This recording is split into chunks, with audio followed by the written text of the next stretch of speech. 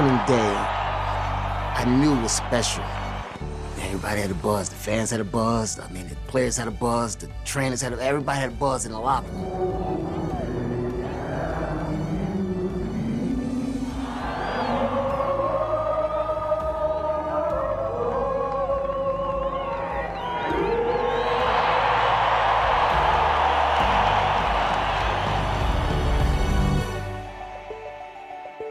I always had private moments before the game. I said, I gotta jumpstart this offense. I gotta get this offense going.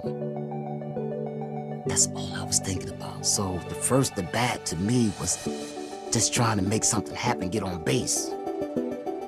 The payoff pitch swung on a fly ball to left field and deep.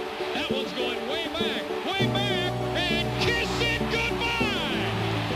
You never know who's going to go out and go be the hero with a big home run. It's just the excitement of the unknown that keeps bringing you back to the ballpark.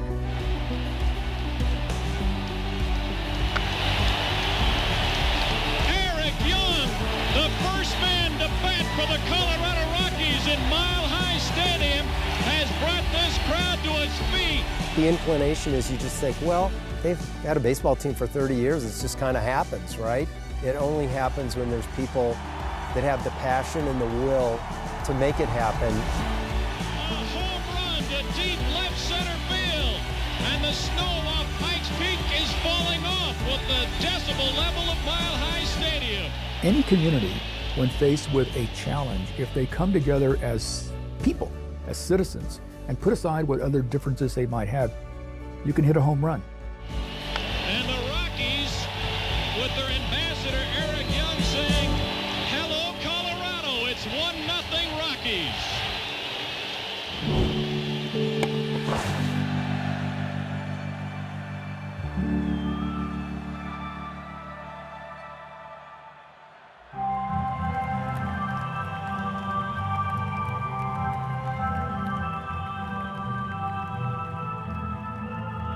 Baseball is truly as old as the city of Denver.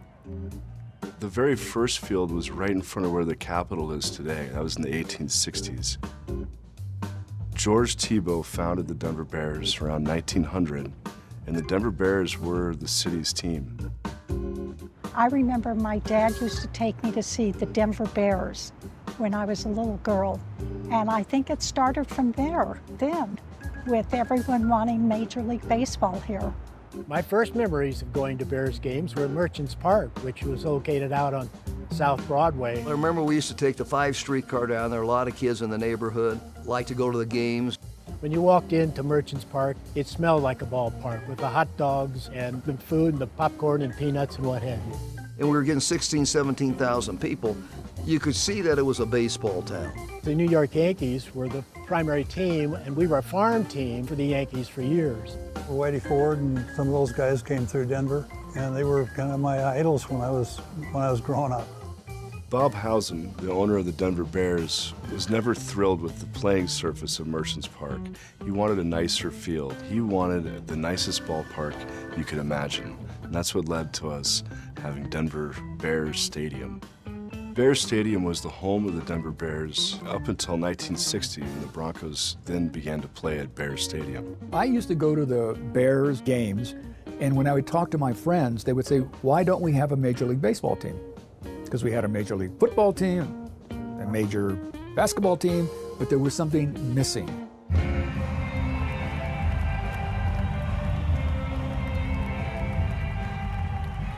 There was no major league teams between Kansas City and Los Angeles at the time. And that is a big, big area with a lot of fans starving for baseball. There was talk that there'd be a professional team, but we didn't really. I mean, what are the chances? There's so many other cities that were bigger than we were. The biggest issue we had is getting Major League Baseball to finally say, we are going to start a process to determine what cities are going to get a team. We got all the clippings from all of the many states that wanted to expand. There were 30 different cities. So 30 cities meant what? Meant a lot of senators. So we created this task force, and a fellow named Bart Giamatti was named to be the new commissioner of baseball. So we immediately set up a meeting with Bart Giamatti and then said to us, I don't see any reason why we don't expand. And everybody said, whoo, that's pretty great, you know, we got the commissioner on board. Well, just shortly thereafter, he unfortunately died of a heart attack. So we thought, oh my, you know, here we go again. We're gonna start all over again. Major League Baseball then named a guy named Fay Vincent, and he understood the political situation completely. So we met with him right away, and he said, great, let's just follow up what Bart said. I think it makes all kinds of sense. At which point, then we had it pretty well locked politically that Major League Baseball was going to expand. There was an undercurrent in Denver in the late 70s and 80s that I sensed among particularly young people in the city. Why aren't we doing more? Why aren't we cleaning up our air? Why don't we have a better airport? Why don't we have baseball? And that undercurrent just sort of surfaced during the campaign. It's really kind of a sea change of culture and in age and in outlook and modernization. There was just a reinvestment in not only Denver, but a reinvestment in Colorado. Denver had a problem, and that was it was in the middle of nowhere. And a lot of the people making decisions about whether Major League Baseball was going to be here, they don't live here. The only time they hear about Denver at all is when the airport's snowed in. And so they figure the weather's always lousy. We were saying, how do we make this work? There's a community that needs a team. How do we make this work? There were so many doubts along the way, but after you have a doubt and you think about it, you go back and say, no, we can do this. When Federico got elected in 1983, he set up the Denver Baseball Commission, and Steve Kadish became the head of it. I got involved in the effort to bring Major League Baseball when I was 29 years old, at an age when you don't know any better. We were persistent. I think we were optimistic, and I think we were extremely creative. I bought the team, the Bears, back in 1984. Our goal was to try to help bring Major League Baseball to Denver, and that was the vehicle, the best vehicle that you could have to do it. Because it gave you the right to go to winter meetings, all-star games, and things like that, where you could talk to the owners or go see them personally. When we bought the team, we changed the name from the Denver Bears to the Denver Zephyrs. I remember one year we were down in Houston and we published a newspaper. It's called the Daily Zephyr. We tried to talk about what was happening in baseball that day and build up the city of Denver. We tried to tell them how great a city of Denver would be for an expansion team, and that was the main thing, to get the attention of the owners and the baseball elite that were going to vote. No other city did that. Then in 1987 and 1988, I went back to the winter Major League meetings. They said, you know, we love Denver. There's a whole time zone that we don't have a Major League Baseball franchise in, but you have one problem. How you doing with the stadium? John, we're not going to play in a football stadium. And that was what I called a curveball that was thrown at us, because all along we thought Major League Baseball could play where the Bears and the Zephyrs were playing, and it seemed to work fine. If you recall Mile High Stadium, it was a phenomenon. The east stands were on water, and they'd roll them back for baseball and bring them forward for football. But ultimately, it wasn't a baseball stadium anymore. Everyone thought of it as the home of the Broncos because they were the big league team. I'm not sure how many of us really took seriously that Colorado could get a Major League Baseball team. No matter how great a job they did, if they didn't get a new stadium, they weren't going to have a team. It's that simple.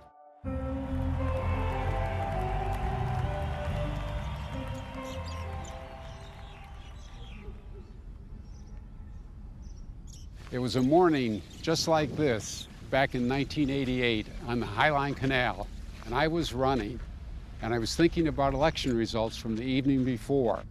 And I said, if 67% of the people will vote for the Scientific Cultural Tax District, I can get 51% of the people to vote for a new baseball stadium.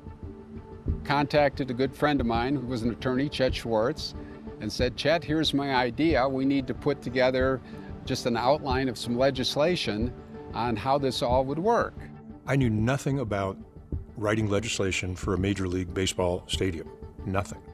I got a call from Neil Macy, and he said he had an idea of how we could bring Major League Baseball to Colorado. And it would only entail passing a tax for 0.1% or a penny on $10. When Kathy agreed to take the bill, it was a long shot. In '85, basically, we sort of went off a cliff in Denver with the oil bust, where oil prices went to $17 a barrel, and all the oil companies moved out and the offices became vacant. I can remember in '85 that more people left Denver than came to Denver, and it was really depressed economically. Our unemployment rates were at 9.7. We had the highest foreclosure rates in the nation. We had the highest business failures. It was definitely dire economic times.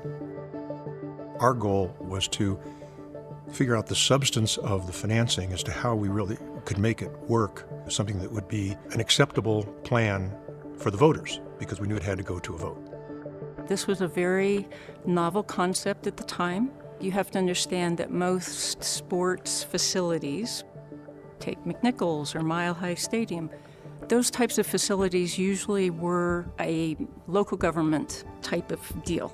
So how do you create this kind of novel district that would build and operate a baseball stadium when you don't really have much to go on? We didn't know how much the franchise would cost. We didn't know how much a stadium would cost. We didn't know where it was going to be located. So we had to do a lot of guessing. We spent the next 2 years working the legislation through the process so it could go on the ballot for voter approval. The biggest naysayers that I worried about were in this building. To many of those folks, it was a tax is a tax is a tax. It was the topic of the day. Baseball was more of a little bit of a money issue and then a little bit of a fan kind of issue. And you just had people going back and forth on that. You know, we'd love to have baseball, but have somebody else pay for it. All we're doing is making a commitment that if in fact Major League Baseball will award us a team, that the taxpayers are in fact ready to construct that stadium. But no team, no tax. We started up with the Colorado Baseball Commission. We were just working to get everybody together to get the voters to approve it. The theme of the campaign was, it's only going to cost you a penny on $10. This was a nightmare because we had no money. If we can't change this situation, we're not going to have a stadium campaign. Both papers had covered this. It was on the front page. It was in the business part. It was even in the sports section of the newspaper about this huge jeopardy that the stadium district was put in after the campaign team had announced that they can't raise any money. And the next week, a check shows up in the office for $100,000. It was from Bill Daniels, and it had like one of those little notes attached to it, you know, from the desk of Bill Daniels, and it said, I saw in the newspaper that you were having trouble raising money, and maybe this will help. And it was that first check that really started everything going. We deserve Major League Baseball. If you're for baseball, please sign. The process is basically take the 80,000 people, send them a couple postcards that tell them exactly where they need to go vote on Election Day. The key part of our volunteer activity was the Ironing Board Brigade. This is where all of our volunteers would show up at all of these outdoor events throughout the summer, and they'd pop open these ironing boards with a little sign on it saying, help bring Major League Baseball to Colorado. And on it they would have these signature cards for people to say, I want to help, I want this to come to Colorado. They spent all summer gathering all of these cards from people who are fanatic baseball fans. Right before election night, the polls were showing that it was going to lose. I remember election night, it was about 6 o'clock, and I left my office downtown and got on the shuttle heading over to the hotel where the election group was meeting. And Roy Romer was on the shuttle, and he was eating an ice cream cone. And so I went up and said hi to him, and he says, well, what do you think? And I says, I'm confident that the people of Denver are going to come through, that I think that there is a thirst for Major League Baseball here. And he says, well, I'm not so confident myself, but hopefully you're right. And so, yeah. It did not pass in Denver, did not pass in Adams County. On this day, everyone is talking baseball. But it passed by such large numbers in Boulder County and Douglas County and Arapahoe County and Jefferson County, showing that great community support. When the vote finally passed, I mean, there was exhilaration. I mean, people were thrilled.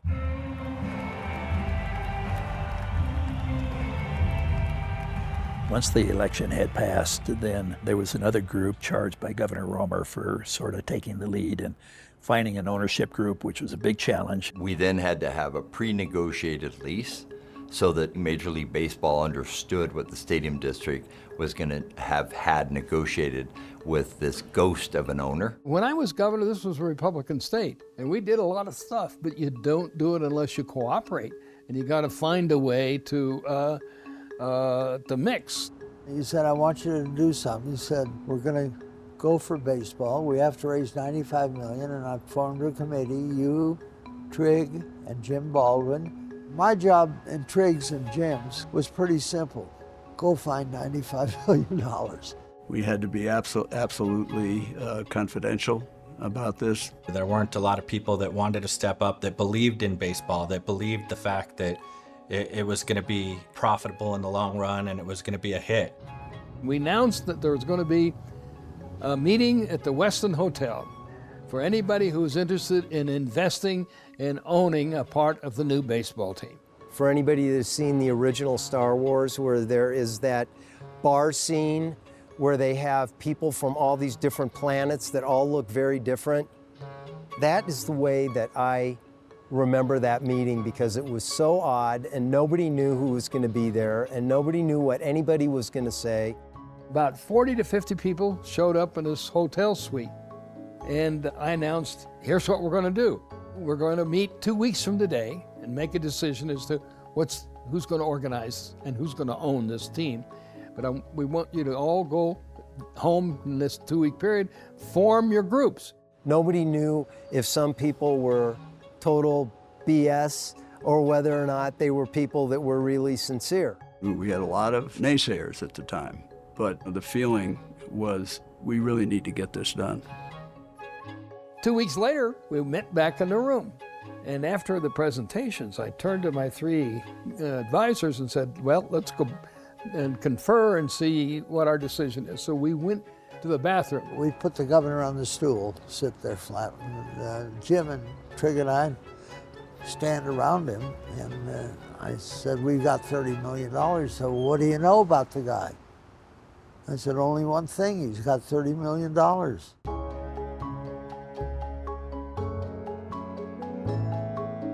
The structure of many Major League Baseball teams is that you have a majority ownership group, then you have a minority ownership group. The majority ownership group consists of 51% ownership. That originally was Mickey Moniz and his father, John Antonucci and his father, and a man named Kari Taraj. It was a soap opera in the early days with some of the ownership that was from out of state. Why they picked 3 guys from Columbus, Ohio, or wherever in Ohio, to be the general partners of a team in Denver, I never really understood. A smaller portion of the majority ownership group was Orrin Benton, Jerry McMorris, and Charlie Mumford. Jerry was tasked with raising enough money to get the team here. So Jerry actually came to my father at the time and said, why don't you buy into the Rockies? And he said, nah, I'm too old. But he said, why don't you talk to my 2 sons? So Jerry talked to me and he talked to Charlie, and I asked Jerry a lot of questions like, what is a limited partner? What do you do? Who's in control? And I said, that just doesn't seem that fun to me. We now have the structure, I think, that we can put together a complete package, and we hope to be a winning package. Coors and the Colorado Baseball Partnership have reached a binding agreement that includes a very comprehensive naming, signing, media, marketing, and merchandising package that commits over $30 million. Pete got a hell of a deal, I will tell you that. But you know what? I wouldn't have it any other way. Coors Field, what else would you ever call it? You know, can you imagine anything else?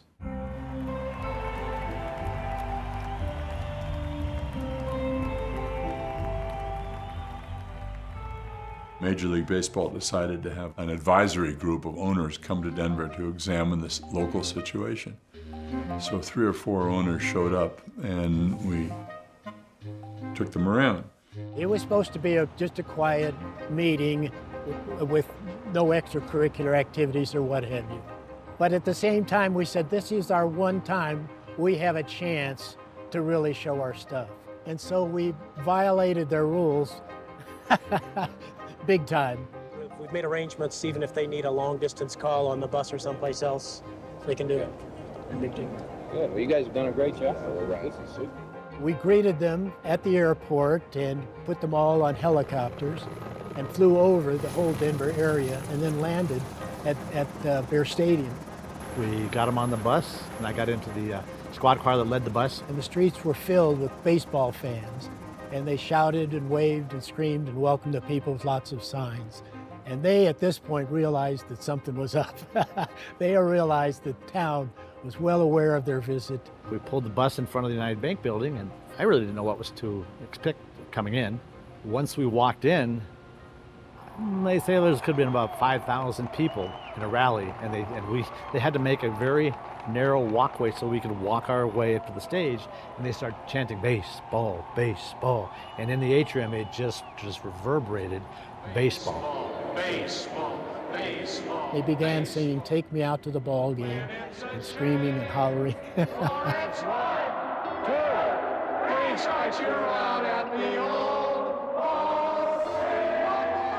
When they saw that the whole community was involved and supportive of the effort, I think that meant a great deal. The newest limited partner in the ownership was introduced to the luncheon crowd today. Linda Alvarado is involved in the construction business, and if Denver gets a team, she would be the second female owner in the major league. I think that's a wonderful opportunity. Clearly, I'm a limited partner. Marge is a general partner. But I think it elevates one more thing in Denver's expansion bid that says something unique about the city's concern about diversity and inclusion of all kinds of people in its efforts to bring a team to our city. I made a decision to become one of the owners, make the investment, but the announcement of my ownership was held until May 8th, 1991, when there was a Major League Baseball meeting occurring here in Denver, looking at sites. The next day, Bill White, who was the president of the National League, who was at the meeting, called me personally and said, I just wanted to touch base with you because this is impressive. It's never happened before that a minority or a woman has been involved, and I just wanted to say, how are you doing? I said, well, I'm very excited. He said, this makes a huge difference in your proposal to acquire a new team. As the owners continue to arrive until late this afternoon, every indication is Denver is all but a lock for a franchise. I think Denver and Miami are going to be approved by these two leagues in very short order. What's your advice to the fans in Miami and Denver as they await this? Buy your season tickets. Quiet in Coors Field. If the ghosts of the future were here now, they would know better than we the historical significance of what happened today. It won't be long now. Listen. He goes with the heater. It's well hit to right field. This one is out of here. Ron Mitchell, 9 News, July 5th, 1991. Major League Baseball finally announced on July 5th, 5 days after I left office, that we were getting a Major League Baseball team. So I'm here to congratulate all of you on the work you've done and to tell you officially that at 10:40, it was a Mountain Standard Time, Mountain Daylight Time, you became officially a member of the National League. We're probably...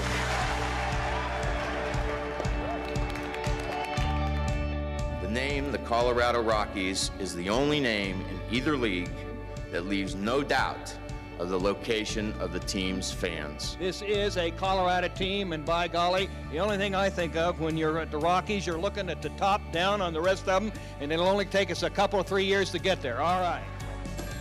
We're expecting some dramatic impact. We have ordered hundreds of thousands of items between T-shirts, pennants, baseball caps, leather coats, trash cans, you name it, we've got it ordered. It's obvious a lot of people and have been for the last 3-4 weeks, unhappy with the name Colorado Rockies. I don't think Colorado Rockies is a very good name. But honestly, what difference does it make? We've got a team. I mean, look how many years we have struggled and fought and wished and hoped. We've got a major league team.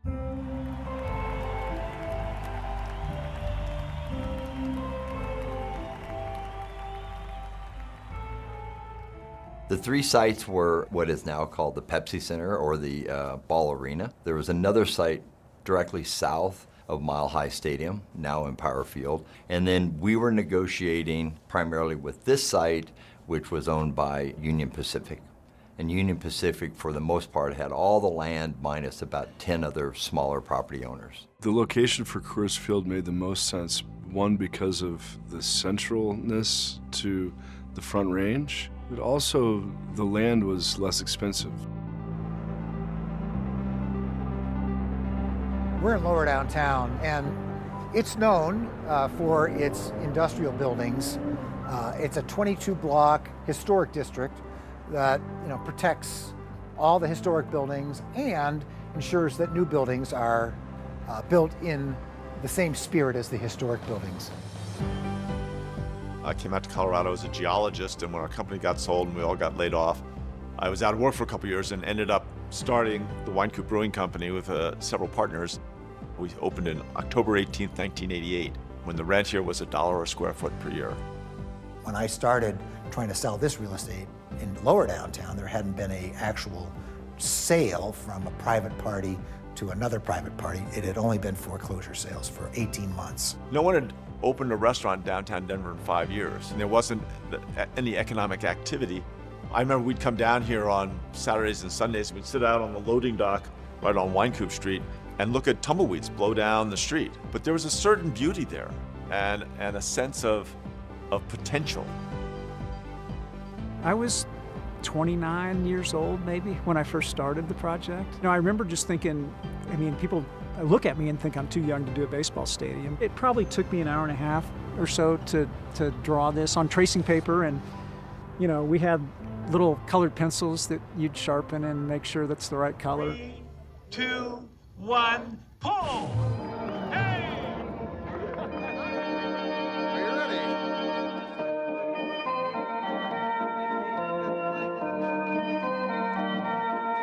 It's 1, 2, 3 strikes, you're out at the old ball game. Why'd you come down here? Just to witness a historical event. This is something that's gonna be going on forever now. Why did you come down here today? Just for the hoopla. It's a historical type deal. I think it's great. I'm really excited about baseball, Major League coming in. It's kind of overwhelming and humbling. Our name, our family name will be on this field, but really it's a field for the community. I was a news photographer in Denver from 1977 to 2008, and I covered a lot of stories about the Rockies coming to town. And I thought, before we know it, the stadium's going to be 20 years old, and it's really, really important, I think, to document it being built. I remember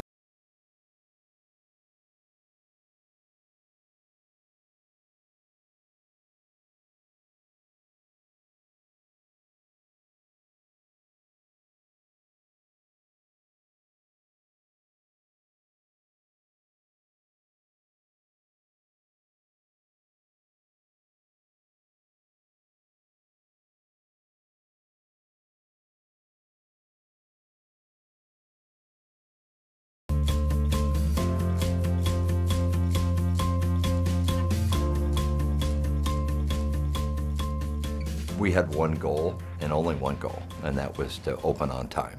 No one was going to remember anything else if we didn't open on time. We would send somebody to the post office every day, and they would come back with at least 1 or 2 huge gunny sack bags full of ticket orders. This is essentially our first ticket system. So when we were contacting season ticket holders, there was a room and there was we called it the war room. The war room. There was a handful of us that were on the phones, and we were contacting all of our season ticket holders in priority number order and asking them where they wanted to sit. the summer of 1991, Major League Baseball announced that Colorado was going to get an expansion franchise. And I said, I'm going to get the PA job for that new Colorado team. I began sending packages to the Rockies. I think the first one that I sent was a mock starting lineup. I sat down and I picked out 10 names at random, and I had Anders Galarraga playing first base, and I had Dante Bichette playing in the outfield. And they ended up becoming Colorado Rockies. And every month I would send them something. Still hadn't heard anything. I thought, well, there's no way this is going to happen.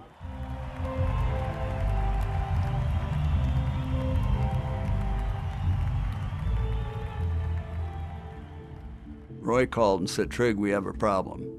And I said, oops, what is it? And he said, Mickey Moniz is going to be indicted tomorrow morning. It turned out that the auditors had found something out, which they didn't know at the time that we had signed these guys up.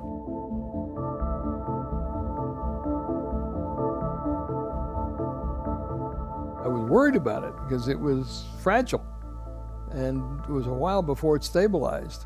Attorney Paul Jacobs is the man who brought the new owners of the Rockies together. His ability to convince people with deep pockets to join in the baseball project required diplomacy, tact, and determination. It's too bad that Paul Jacobs has passed, because Paul was so instrumental in making lemonade out of what was clearly lemons at the point in time. Paul acted as a bridge during that period, without which I think there would have been a lot more problems. My dad was somewhat of a magician and somewhat of an operator, and basically pulled the right strings at the right time. He put together a document that basically signed the Mickey shares over to him and allowed the team to continue until he could find somebody else that would step up to fill that void. And then Charlie, Orrin, and Jerry stepped up and bought the general partnership. How's it going? Thank you. I never dreamed I would get to where, I'm the majority owner and running the club or anything like that. That really never crossed my thought path, and somehow it got to be me. On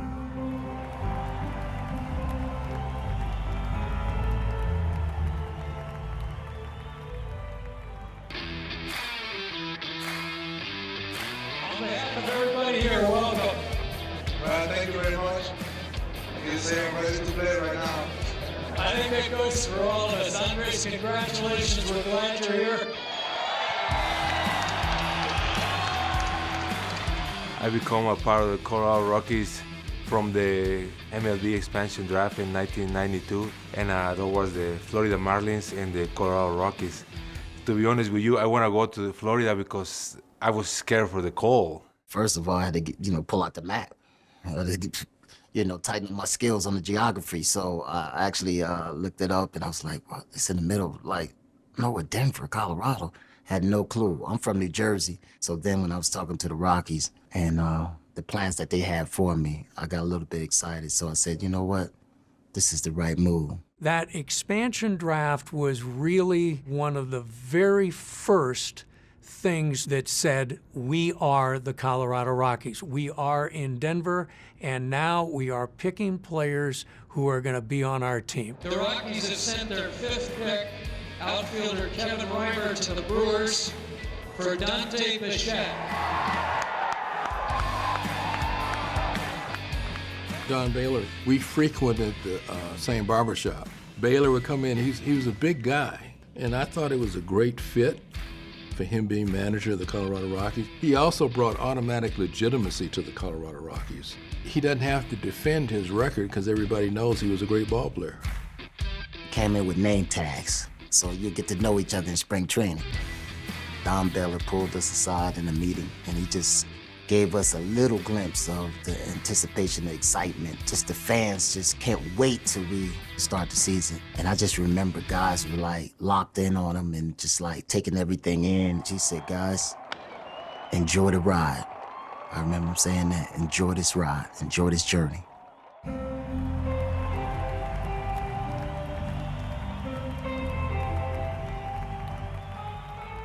After years of waiting, Denver is a major league city. The Rockies became a major league team this afternoon in New York against the Mets. It was opening day in New York, and it was the opening day for the Colorado Rockies. There was never going to be another opening day for the Colorado Rockies. History in the making, right here, first game of the Rockies. Yeah! I've always been a Met fan since then, but I'm moving to Colorado in 5 years. That's why I'm here. Put that on your head. Got the Rockhead. Great game, great day, perfect weather, go Rockies. Yeah, big time Rockies fan, can't stand the Mets. Rockies #1, yeah! Oh, we're in the sunshine, it's like Colorado. We saw the first hit, saw the first strikeout. This is beautiful. Former Commissioner Fay Vincent did the honor of throwing out the first ball. Nice gesture, certainly well-deserved. Andres Galarraga put it down. Trivia buffs at 12:38 Denver time. The first hit as a Rocky, a single to shallow center field. More than 1,000 Rockies fans showed up at Corrigan Hall to hoot, holler, and stomp their feet every time the Rockies did something right. The Rockies organization set up bleachers and a big screen TV there. Was there ever a point today, this morning, this afternoon, where even for a second you felt, I'm a part of something that's history? I think we've all felt that all spring long, and to whoever was healthy and got to play in today's game, they are a part of, or just be here, really, It is a part of history, and it's something you can't take away now. Rockies start their first season ever on a losing note. They are shut out by the Mets. Doc Gooden, 3-zip. Rockies only get 4 hits today and play the Mets again Wednesday, then come home, of course, for the Mile High opener against Montreal on Friday.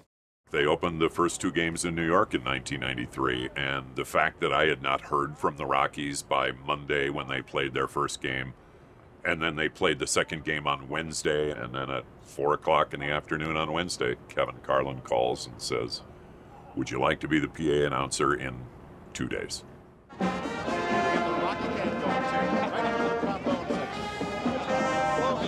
Parade is coming up, and the floats today will represent the 7 games of this inaugural series here at home. That opening day parade for the Rockies, it would be like if the Rockies ever won the World Series. When David Need, the starting pitcher in opening day in New York, and he is being mobbed. Look at the fans crowd around him. David Need, the most popular Rocky, I think, right now. It was just a very special moment, an interlude, but a tremendous moment between opening in New York and then opening in Denver.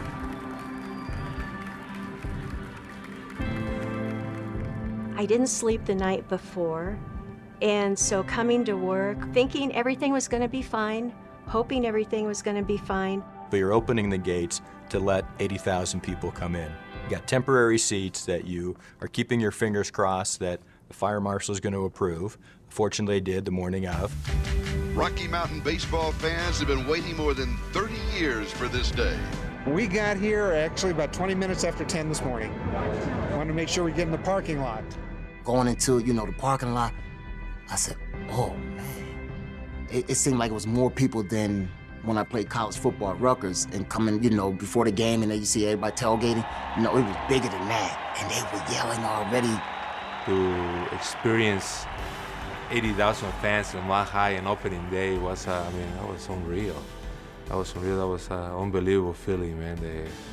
The noise at the ballpark and all the fans in the city was very excited to have a major league team. I remember Don Baylor talked to us before the game and said, "You guys go out there and do your thing, play hard, and enjoy yourselves.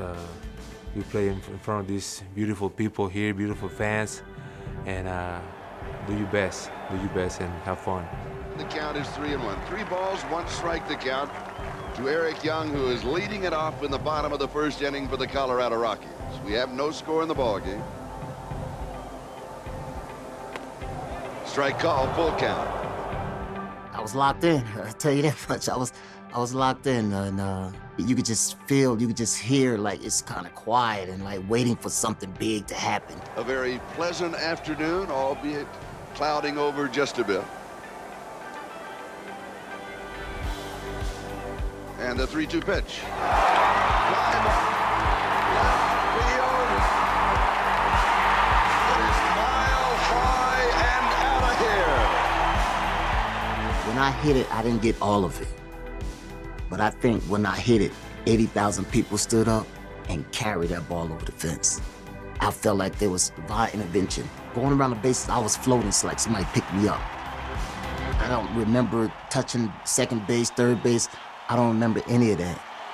I was like, wow, it was like a roar I mean, you can hear it all the way to Nebraska, Wyoming, Utah. You can hear it all over.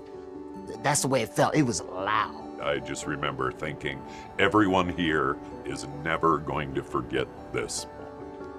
I've been to a lot of sporting events, but there was nothing quite like that first home run. For us to be able to have the interest that we did for that opening day, even though it was a 76,000 seat stadium, but to have 80,227 folks come out, it showed that the interest was there for that first game, but it continued. We won 67, 70 games, somewhere around there, but the one thing I remember is that each game was packed.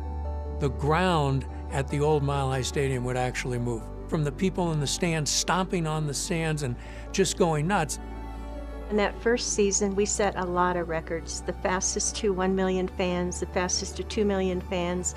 And then finally, by the end of the season, we got to the final number of 4,483,350 fans came through Mile High. And that's a record that it's not going to be broken, because that's an average of 56,000, and there's not even a stadium today that has that capacity. Everybody in the organization, all the players, all the fans knew that in 2 years' time, we were going to have in 1995 a brand new ballpark. It was a tremendous event to see that ballpark begin to take shape. I get a phone call from our executive director who said, we found some bones on the 10 o'clock at night, know exactly where I was standing. So I thought, that's really funny, and I hung up. He called back and he said, I'm serious, that we found some bones. Fortunately, it was dinosaur bones, and thus they came up with Dinger. There's Dinger running out on the field.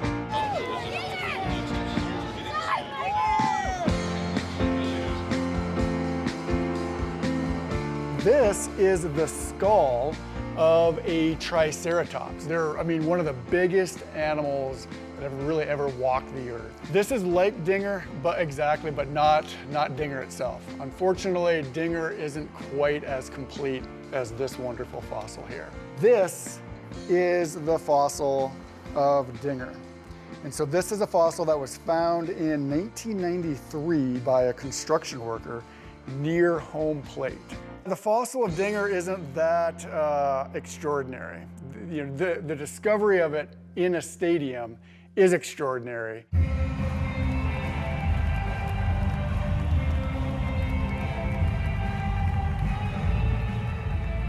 In 1994, there was a strike. 1995, the first games at Coors Field were played with replacement players. Coors Field didn't open when it was supposed to open because of the player strike or the player lockout, and then there was teams that weren't really Major League Baseball players that played 2 games here. The game itself was, well, almost an afterthought. After all, this was really just one big housewarming party for the Rockies. This is the first beer ever vended in Coors Field. The cheers were the same, the sights and sounds were that of baseball, a game much bigger than any strike. I would like to get this thing resolved. I want to get a long-term agreement at the collective bargaining table. People were not going to pay money to see replacement players. Jerry knew it, Steinbrenner knew it, and they said, hey, we can't have this. We can't play regular season baseball with replacement players. And a short time thereafter, that strike was settled.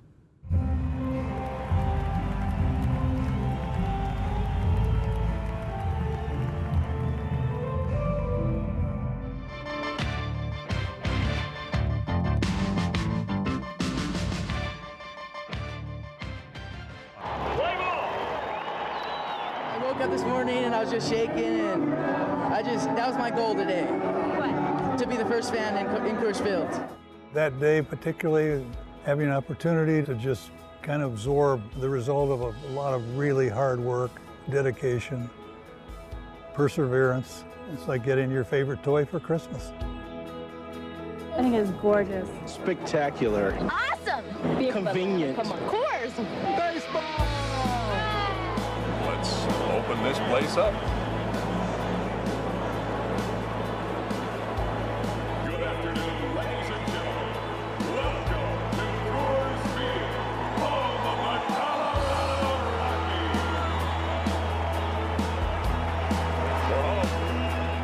Rockies. My time here at opening day for Coors Field was kind of a bundle of emotions because it was the first time I saw, 45,000 people in the stands. I think I walked the entire game and just watched people and how they used the different areas of the park that we'd thought about.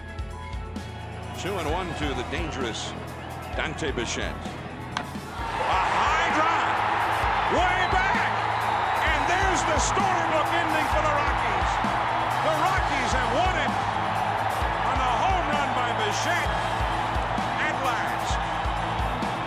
When Dante Bichette hit his home run, I think there'd been a rain delay. It was cold. Out of the 50,000 seats, there may have been only 25,000 people left in the ballpark by that point. And I remember thinking then, there's going to be 100,000 people that swear they were here for Dante Bichette's home run. Yeah, it was a no-doubter, which made it even better because, I would have hated had to sprint down the line hoping it goes over. I hit it and, gave the fist pump and I knew it was gone. We jumped up, ran on the field, and I ran into the locker room. Let's go. What a great opening day. And so after all of that, it'll be a game that they'll never forget here in Denver. That was great times. I mean, we have a great lineup. Way to go, Vinny! It was a great experience to be part of that era with the Blake Street Bombers. The Blake Street Bombers, man, they were a group of guys who could really hit. You definitely needed a call to announce a Blake Street Bomber home run. Mine was, Dante swings, that ball's going, it ain't coming back. Deep drive, left field, that ball's going, it ain't coming back, Rockies win the game. You just go down the list of Blake Street Bombers, and every time they were at the plate, you genuinely felt as a kid, like they're supposed to hit a home run, and if they don't, I'm disappointed. But they created that. Fans made us feel like we were the only team in town. And we talking about a Bronco City.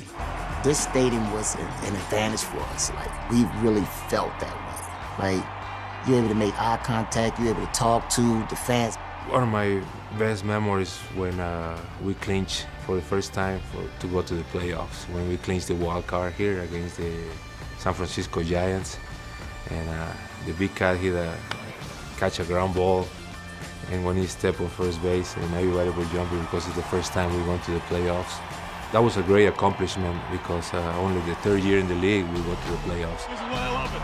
This is, 50,000 people still here. They're going nuts. They're going to go nuts for a long time. This is awesome.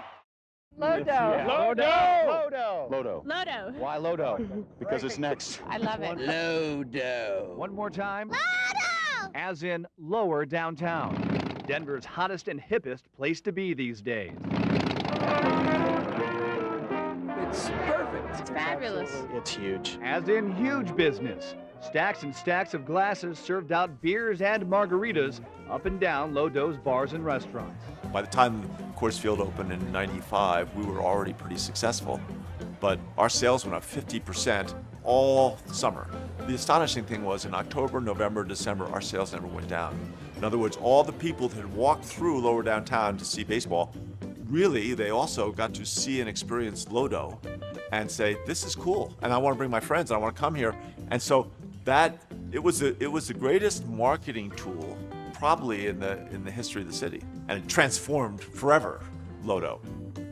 It is still amazing to me to think that at one time it was the dregs of Denver, and you see what has happened to that whole lower downtown Denver area. The streets are full of people, all down there celebrating baseball and getting together and communicating and having a great time.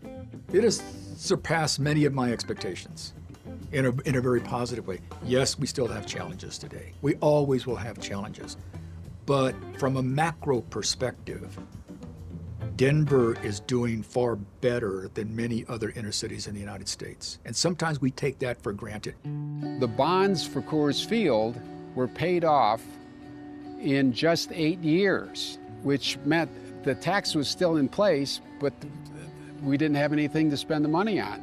They dove in at the Capitol and basically they had exactly the same legislation, changed the name to football, and they put it before the voters, and the voters approved it. And so for one bill, we got 2 stadiums, one for baseball and one for football.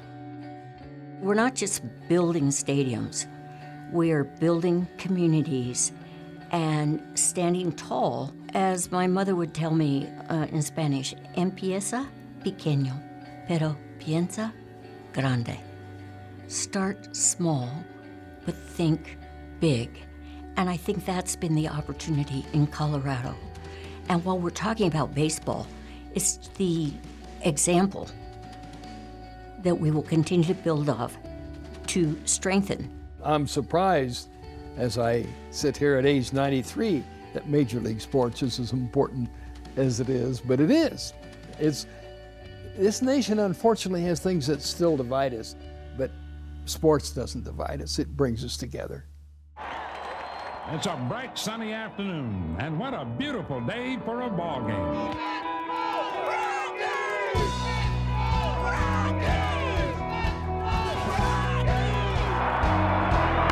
Rip, base hit. Walker will go at least to third. We're tied. Galarraga will go on one leg to second and be in with a double.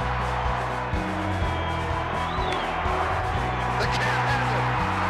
The celebration began. What a season it has been. In just 3 years, the Rockies have made the playoffs. I'll tell you what, this game, it was just an example of how we played all year. Denver's a great city. We have great fans, and we have a fabulous team. Little Pony, Carlos Gonzalez, high drive, deep leg, touch of all, he's done it. Unbelievable. 6th career cycle in Rockies history. 3-run bomb. Welcome to the big leagues, Trevor Story. I've got goosebumps. High fly ball, deep left field, way back. Oh, Rockies winner! How do you like that? Oh, and by the way, that's a cycle. 1-2. His ball crushed deep right center field. Did he get it all? You bet! Walk-off winner! Chuck Nasty! Baby, what a win! Line drive, left field, fair ball. There it is. Wouldn't you know it? Number 2,500 is a double. Boy, October finds the most unlikely heroes. The Colorado Rockies have gone on the road and defeated the Cubs to move on to the division series. And there will be Rocktober in Denver this year. Check swing roller. Tulowitzki. Colorado's the National League champion.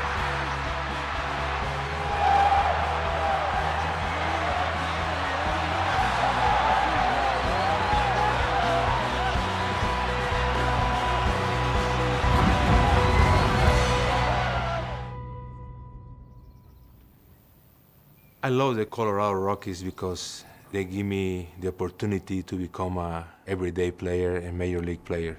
Whenever I step in Denver, I feel like a Hall of Famer.